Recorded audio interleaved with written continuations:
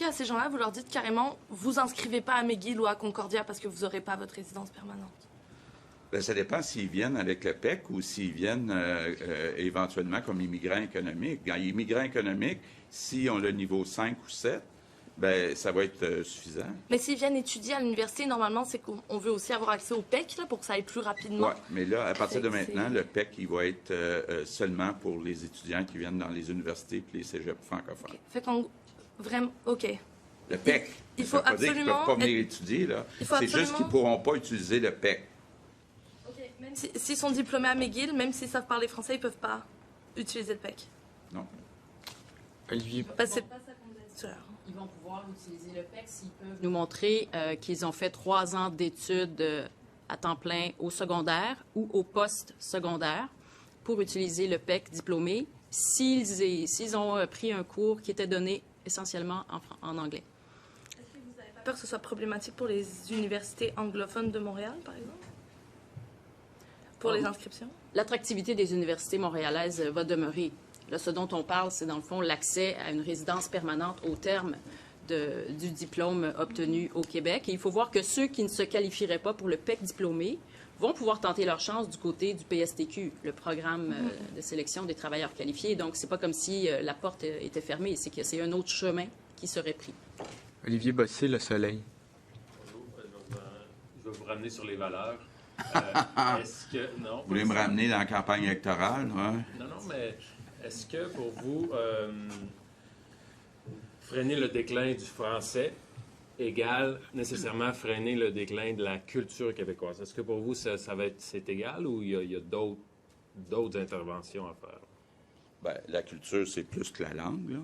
Mais aujourd'hui, on vous parle de la langue, puis c'est au cœur de ce que c'est la nation québécoise. Est-ce que l'augmentation possible de 36 mettons, de passer de 50 000 à 68 000 ou 70 000, bien, est-ce que vous considérez ça comme une promesse brisée de promesse électorale? Bien, écoutez, comme je le disais tantôt, tout le monde a compris quand j'ai dit qu'il fallait sauver le français en limitant le nombre d'immigrants, que je parlais de sauver le français. Si on dit on est prêt ou on a un scénario pour aller à plus que 50 000, mais en ajoutant seulement des gens qui parlent français, bien, dans le fond, on atteint l'objectif que je visais, là. Je vais me permettre une petite question, oui. M. Legault. Vous, avec les mesures que vous annoncez aujourd'hui, croyez-vous que vous êtes en mesure de freiner la louisianisation du Québec? Bon. Moi, je vous dirais là, que, comme le disait Christine, c'est un bouquet de mesures qui va nous permettre de renverser la tendance.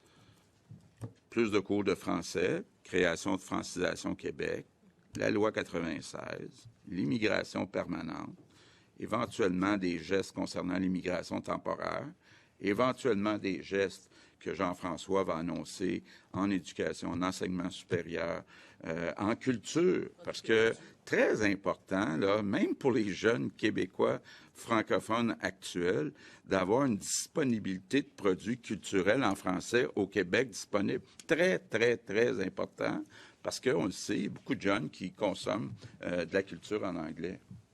Madame Fréchette, vous voulez réduire les délais dans l'acceptation des CSQ, le traitement des CSQ. Comment vous allez faire? Parce que jusqu'à maintenant, c'est difficile de réduire ces délais. Bien, c'est sûr que c'est en collaboration avec le fédéral, hein, cet engagement-là qu'on a. Donc, nous, on s'engage en fait à ce que les CSQ soient délivrés là, pour les travailleurs qualifiés en une période de 6 mois. Actuellement, notre moyenne est de 50 jours. Donc, déjà, on est, je dirais, au fil d'arrivée. On va maintenir ça, puis si on peut améliorer notre score, on va le faire. Du côté fédéral, bien sûr, il va falloir qu'ils entrent dans la danse. Donc, on va continuer à mettre de la pression sur le fédéral pour qu'il y ait une immense amélioration là, du côté des délais d'attente à IRCC. Là. OK. Une petite dernière question pour Alexandre Duval, Radio-Canada. La portion du français, je la comprends. Ce sur quoi je m'interroge, c'est plus sur la capacité d'accueil, sur laquelle vous nous avez dit à répétition qu'elle était atteinte au Québec. Qu'est-ce qui fait en sorte qu'en vertu du scénario à 60 000 et plus, finalement, on s'aperçoit que la capacité n'était peut-être pas atteinte ou ne l'est peut-être pas? D'abord, il y a une partie des immigrants dont on parle qui sont déjà sur le territoire québécois. Deuxièmement, on parle d'un plan sur 4 ans, jusqu'en 2027, là, Puis France-Hélène a un mandat de faire exploser le nombre de logements et de résidences au Québec. Donc, il y a aussi là, le fait que ça se passe sur un certain nombre d'années. Mais c'était déjà le cas au moment où on avait ces discussions-là l'année dernière, où on savait que beaucoup de ces personnes-là, travailleurs, étudiants, étaient déjà sur le territoire du Québec. Donc, qu'est-ce qui vous a fait changer d'idée sur le fait que la capacité d'accueil, finalement, est plus grande que 50 000? Bien, il y a toute la question là, de la connaissance du français. Parce que quand je posais des questions sur le seuil de 50 000, puis que je parlais de la survie, je parlais de la survie du français. Donc, à partir du moment où les gens sont déjà ici, ont déjà des services, puis que là, on peut s'assurer qu'il y a une connaissance du français, bien là, c'est gagnant. On va passer en anglais. Philippe Autier de Gazette. Good afternoon. Good afternoon. Question for Madame Frechette. If I understand you right, with the PEC program, only students will be allowed, they'll only be allowed to go to Francophone universities and cégeps. And everyone knows the PEC program is used to facilitate immigration into Quebec. Is the net result of what you're doing going to amount to, it's easier to immigrate to Quebec for a student if they go to a Francophone cégep or university than an English one? Is that the net result of your plan? Thank you. Just to be more precise, it is the language in which the program will be given that will be of importance for us. Is it an Anglophone or a Francophone university, but rather is the program the person has studied in was given in French or another language, I suppose, English. So, for example, in McGill, you can find a program for a physician that is given in French in Gatineau. So people who will be having a diploma from there will be able to be a candidate for the PEC diplôme. Okay, thanks for clearing that up. And Premier, during the election campaign, you said that going above 50,000 immigrants a year in Quebec would be suicidal. How is it no longer suicidal now to go to 60,000? Because I thought at the time that the federal government wouldn't permit us to increase only the percentage of economic immigrants. And so far, with the discussion we had with the federal government, they are more than open to accept that. So it's changing completely the picture. And you have the power to impose level 7 French on immigrants applying to come to Quebec. Quebec has the power to do that already? Yeah, of course. We have it already for the PEC diploma. Therefore, we will extend that power to other type of programs, but it is a requirement that we are able to implement if we want to. Yeah. Mélissa François, CBC. Can you elaborate on why is it important for you, for your government, to increase those French requirements? Because unfortunately, since many years now, we see year after year the percentage of Francophones in Quebec decreasing. In fact, on the island of Montreal, we're now at 48% of Francophones at home. So I think if we want to make sure long-term that we still speak French in Quebec, it's important that we stop this decrease and start seeing an increase in the percentage of Francophones. You presented two scenarios today. Do you have a favorite one, a preferred one? Or? No, I want to first hear about the experts and see what these experts, what they think about the two scenarios. We can see that with the scenario where we increase the number, it looks like we can increase in total the percentage of people speaking French to 75% instead of 70%.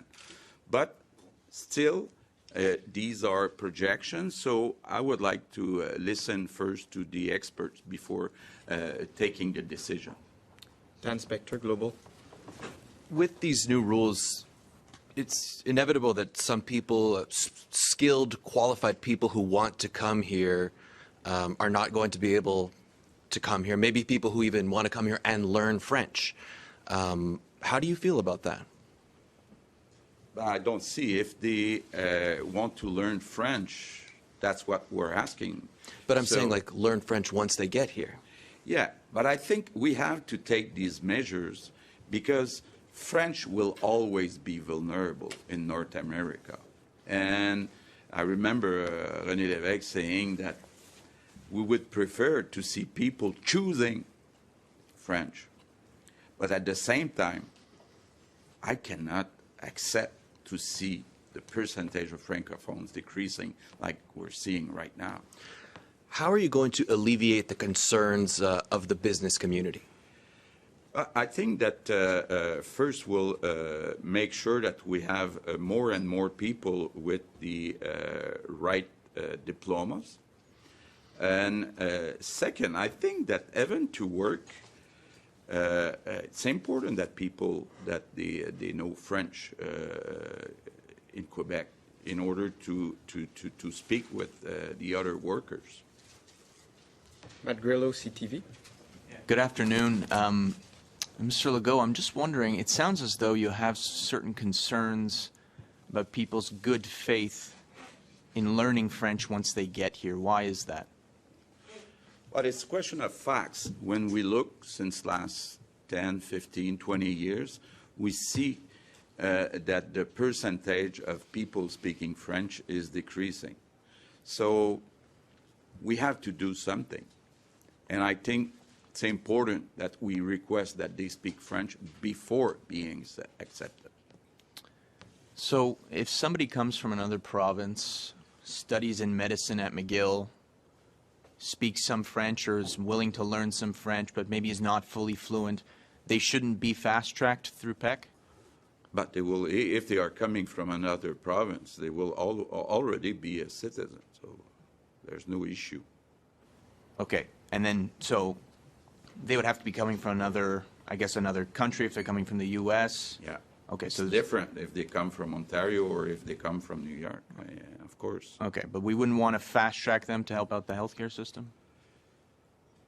I'm not sure I understand your question. If they study medicine, they're ready to be a doctor, and they're coming from the U.S., we wouldn't want to fast-track them through PEC to then become a doctor in the healthcare system here in Quebec if they're willing to stay? Yeah, I think right now our top priority is really French, but like Christine said, we are open to about 4%, so it can be an exception if you're a doctor.